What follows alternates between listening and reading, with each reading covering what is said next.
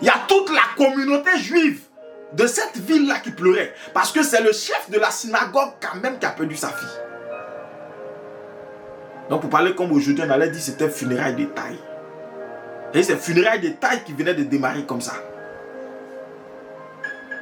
Si ça continuait ainsi, jusqu'à 18h, ce serait toute la ville dans laquelle s'était trouvé là, de Capernaum, qui serait en train de pleurer. Tout le monde serait en train de pleurer la petite qui est morte. On dit, oh mais quelle disparition. Oh, pourquoi si tôt? Il est au milieu de ces personnes qui pleuraient là, aussi les hypocrites. Ceux qui pleuraient avec des larmes de crocodile. Vous allez comprendre pourquoi. La Bible dit qu'il se moquait. Mais est-ce que la Bible a dit qui s'est moqué? La Bible dit il se moquait. Mais croyez-moi, ça ne veut pas dire forcément que tous ceux qui pleuraient ont commencé à se moquer de Jésus.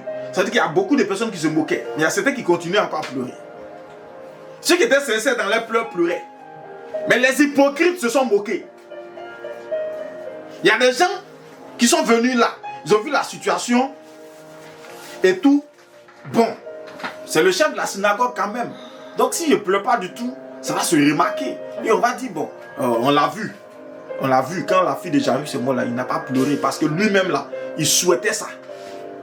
Généralement, c'est ceux-là qui dans les funérailles roulent le plus à terre. Il crie jusqu'à quand on dit quelque chose qui fait rire, il s'arrête, il rit, et puis il revient dans ses pleurs. Il oublie qu'il est en train de rire, il revient encore dans ses pleurs. Vous voyez? Et puis il pleure, quand il y a quelque chose encore, il s'arrête, il répond même. Tu n'as pas vu mon portable? Hein, ton portable là, il est sur la table là-bas. Et puis il revient encore. Mon père. Vous voyez un peu? Ce genre de personnes, ce genre d'attitude, ils étaient là aussi. Mais ce jour-là, Jésus était allé pour fermer la bouche de la mort. Fermer la bouche des hypocrites. Fermer la bouche des jaloux. Fermer la bouche de tous les méchants. Fermer la bouche de tous ceux qui n'avaient pas compris que Dieu était sur terre et que rien ne pouvait résister à son autorité. Amen.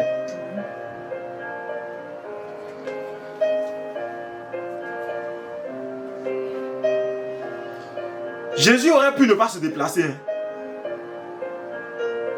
Il aurait pu ne pas se déplacer. Il aurait pu rester quelque part là-bas et puis dire bon, va, et puis c'est bon, et puis c'est fait. Et même quand il s'est déplacé, il aurait pu ne même pas parler, mais sa simple présence aurait fait quelque chose. Mais ils se sont moqués. Il va leur dire bon, ok, vous tous, restez dehors. Les moqueurs, les pleureurs, les pleureuses, les moqueuses, tout ça, restez dehors. Il prend le père et la mère de l'enfant. Et puis les 3 personnes avec qui lui-même il est allé.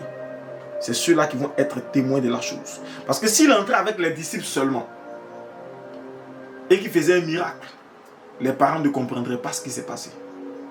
S'il rentrait avec les disciples, il rentrait avec les parents, et que les disciples restaient dehors, il n'y aurait pas de témoins pour raconter dans l'évangile pour qu'aujourd'hui on le comprenne. Donc il prend les 2 parties, et il les fait entrer. Pour que le témoignage soit vrai.